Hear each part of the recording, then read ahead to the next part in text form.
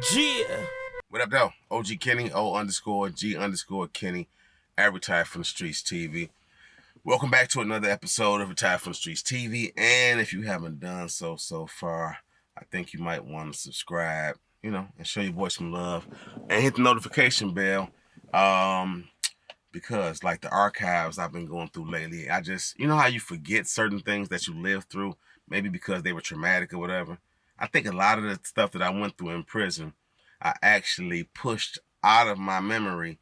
And it wasn't until me going through some old paperwork, kites that I had sent requesting certain services, psychological services that I know I needed, or otherwise they wasn't going to release me. And some of them situations, I put myself in that situation. I mean, most of them I did because I was in those services, got kicked out for misconducts, going to the hole and acting up. So, come on. It's only so many things I can expect from the MDOC once they're already giving you the things you need and you jack it off. But speaking of which, man, I'm going through, find a letter from the county jail, a letter dated 1999 and early 99. So my homie I had been doing some time in accounting with. So you imagine you ain't seen a dude for about a year, right? And you wondering, I know he was out of town. I ain't heard nothing from his family. You kind of wondering what happened with him, right?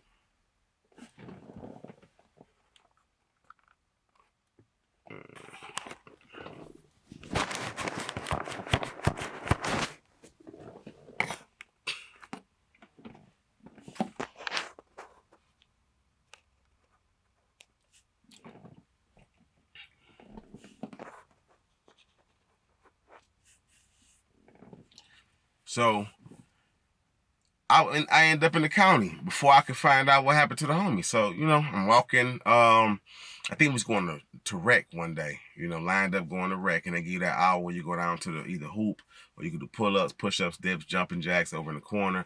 But you get to get out of the off the rock for a minute, right? So I go down, I'm walking down, and I hear somebody like, KB. I look around because only a few people call me by my government name or initials, and they usually come from the area Cass Corridor, the Jeffrey Projects, the Brewster Projects, the Freedom States, the Calumets, the Research Park, the Digs. They usually all come from that area surrounding Cass Corridor and downtown. So I knew it was somebody that came from my roots. So I'm looking, and then I see the smile. But you can't really, he got this hair all on his face and on his head, but I know his features. I'm like, dog. And I call his name out. And he like, what's up, blood? He like, man, listen, man. The boy in here, damn tight fight. You see I'm looking rough. I said, I know. I said, what they, he said, we gonna kick it.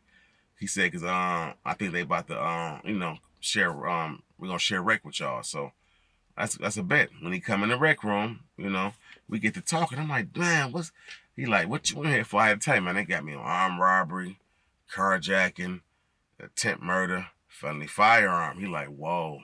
I said, I got 3 co-defendants though. And I named, he said, I know dog and dog. Damn, tell him, I said, whatever. I said, we ain't on the same rock, but we get to conversing basically. He started telling me the charges he facing. He said, nah, man, they trying to hit me on the on capital murder. And then they got me for the robbery and an attempt, body. He like, so they got me on a few serious charges though. He's like, but and he started letting me know they got this against me, but they don't got that against me, which is a brave move. It's a brave move for him to tell me anything he got going on, because this is my homie, but I haven't seen him in a year or two. He don't know what I've been into. I don't know what he really been into. I could be lying to him about my charges and have some real crazy stuff hanging over my head and want to use whatever he's telling me as leverage in court. Oh, I know a dude who telling me about his case. He's saying this, that, and the other. Oh, would you be willing to wear wire? Yeah. Okay, I tell you what, we're gonna give you a legal visit the night before your next rec. Come on now. This is the things that I've heard over the years they do. They give you that wire, you wearing that, you got that boy now, you getting it together for the morning and prepped you on how to wear it. Trust me, it happened. So for him to even disclaim anything to me was a brave move, and I respect and appreciated that for him. But it blew my wig because the charges that was hanging over this young brother here, and we both was young. We both like 21 years old in the county jail, 22 maybe. And I want to say bro was probably a year or so older than me, but still, we early 20s. We ain't even seen 25 yet. We both don't got no kids yet. You understand what I'm saying? So it's like we got our whole lives ahead of us outside of prison or outside of jail or whatever charge that we facing. Now, let's fast forward to something, right? We end up hanging in the rec room a few times over the course of the few months that I was in the county jail. Not all the time, because sometimes he wouldn't even come to the rec room. And I understood why. You know, you got a lot of stuff hanging over your head. It's real serious. You don't probably want to be around nobody like that. You don't want to be bothered. You get real moody and whatnot when you got that time you facing. It's an emotional roller coaster. It seemed good when you see these dudes going live from the county. They in there rapping and they in there making clothing line. And I respect dudes that keep the good energy going and keep the creative energy going, because it's hard in there because you surrounded by these dismal colors and these bricks and this concrete, these brick and the steel that are designed color-wise and material-wise to sap your energy and to pull the life up out of you. So I respect somebody who can do that. However, it ain't sweet like that usually. Usually it's depression, it's violence, you feel me? It's people preying on you all the time for something or some reason, right? So when I finally catch my time, rather, I get 5 to 20 for my first charge. I end up shooting to Jackson Quarantine, the Reception and Guidance Center, and I shoot bro a letter, let him know, whoop, whoop, whoop. You know, him and a few more dudes. I had a few dudes I shot some letters to, let them know how quarantine was. Like, man, I hope you'll never got to see it, but this is how it is up in here, right? So if you got to come up here, this is the program you're going through, right? So I got a few letters back. Here's is one of them. But usually how dudes do it, they're on the same rock. Everybody put their letters in one envelope, right, to save money, because stamps and envelopes cost. And they use as bargaining tools. You know, well, nowadays they don't have stamps, but they do have stamp envelopes. But boom. When I get my time, I started, you know, y'all done heard a lot of the stories up to date or what I've been going through up to this point. This is late 99, probably maybe around October, November time. So I end up calling home, and my mom's put me on the phone with my brother. My brother knows the family members of bro who I'm talking about, who was facing this murder charges and whatnot. And my bro like, hey man, you heard about bro? You know, and he said his name. And I'm like, well, as far as I know he was facing the charges because, you know, he's in the county together. He told me, nah, man, that boy got life plus 40 to 60 plus another 10 years, you know what I mean? Now, that 10 years going to get ate up with that life, but that 40 was consecutive, which meant that he has to serve 40 years. And once that 40-year minimum is satisfied, then he got to do the life bid, you know? And this is a dude who I kind of, you know, semi-grew up with. We had dealers in school. We had dealers in the streets as far as hanging out and partying, not nothing crazy. We didn't get into nothing wild together, which is ironic. Man, him was pretty laid-back dudes. So for us to go get some time, it was shocking to a lot of individuals, you know? It was shocking to a lot of individuals about me, and particularly because they're like, dude, you don't do nothing. You know, and you got good family. Your family is getting money and whatnot. So what is the problem, right? So that was where we was at, you know? And it was hard. It was hard getting that information and dealing with that, and having to hear that from my brother. I'm like, what? They're like, yeah. Because one thing people always say, I ain't gonna say always, the majority of the times you will find dudes who in them situations who will sit up there and talk to you and say, bro, I'm straight, bro. They don't got this against me. They only got this against me. Like I told you, he was telling me the nuances of his case and how I was breaking down. And I'm like, okay, sound good. All right, like, my people paying for a lawyer. And you assume a paid lawyer means you're going to get off. Everybody assume that. They assume just because you don't have a state-appointed attorney, because you're paying him, your people put this much money down, that you're going to get off, or you got a better chance. I will agree, a paid attorney gives you a lot more confidence in the courtroom.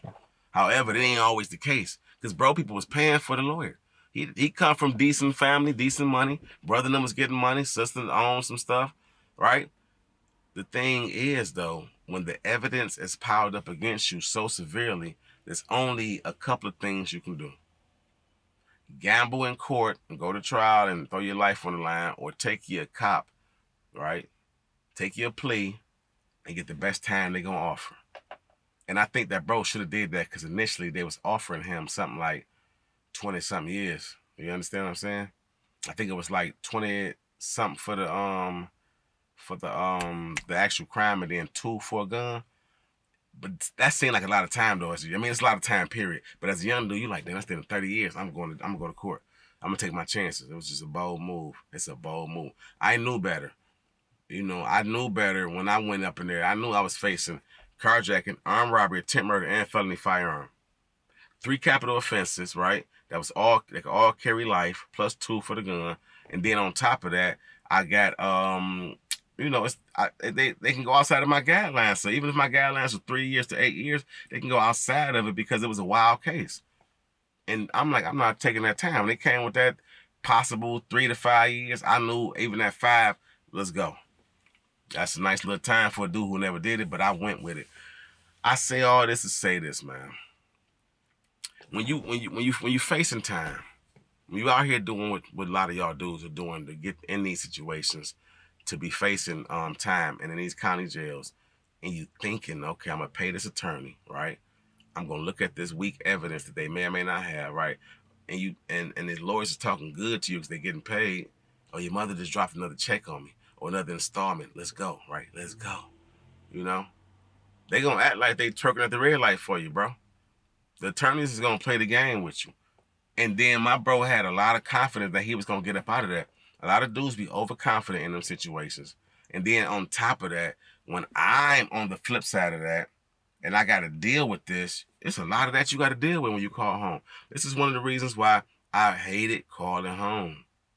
Why I only called home on a Friday, briefly, at one call, 15 minutes. I'm gonna talk to y'all in a few days. They already knew a few days meant next week. I just want to pray that anybody who out here with their blicky, with slanging whatever, pushing whatever, doing whatever they know is against the law, right? Trust me and believe. I get all opportunities all the time. Dudes putting up like, you ain't into this no more? You don't do that no more? Man, you used to run it up doing this. I remember that time you used to walk around with 10, 15, and they understand that. But I had to end up cutting all that short because I'm looking at the blessings. Myron Golden said it recently, man. The problem with Eve in the Garden of Eden is that she focused on her lack as opposed to her abundance. You got all these trees, all this wealth, anything you can eat from and pick from. You choose the one thing that you couldn't have, and it was her downfall. And that's the downfall of mankind. I'm so blessed right now, I wouldn't dare try to focus on a petty bag. I don't care if it's $1,500 a day here. Dog, we can crank this. No, you're not. Not on my properties. Oh, let me get in that. No, you ain't renting nothing for me, doing nothing crazy. You got to go. You my mans, I love you. You've been doing it fine without me. You've been thinking about expanding it without me. Keep it to moving, and I still love you, right? Anyway, I say all that to say that I love y'all, man. If y'all haven't subscribed, get in the subscription, category. Go ahead, hit the notification bell. Trust me. Like I always say, hit me on Instagram at @O_G_Kenny. But I'm doing this for a lot of young dudes, a lot of dudes who feel lost. I got dudes who are around my age or still my age who come to me and say, bro, I need you, bro. You influence you to me, bro. You inspire me, bro.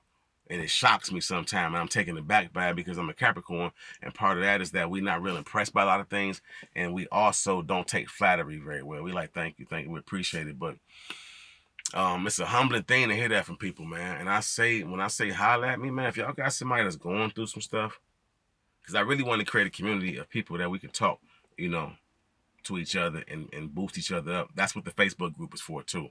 The Facebook group is called Retired from the Streets. Y'all can hop in, join the group, and let's converse. Let's talk about problems that we have with young dudes in your life, men in your life, young women in your life. And because I know it's not a lot focused on the young women these days, right? So you're a woman, you're an individual, been incarcerated, you want to share your story with me on the network, on the channel rather, holler at me.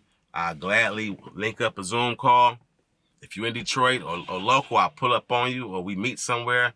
Either way, I'm willing to help y'all use my platform as a form of therapeutic, get back, a way to get back. You understand what I'm saying? So anyway, man, I love y'all. I've been talking, I've been rambling. It's Monday. I got a lot of good energy, slept good, got the kids to school.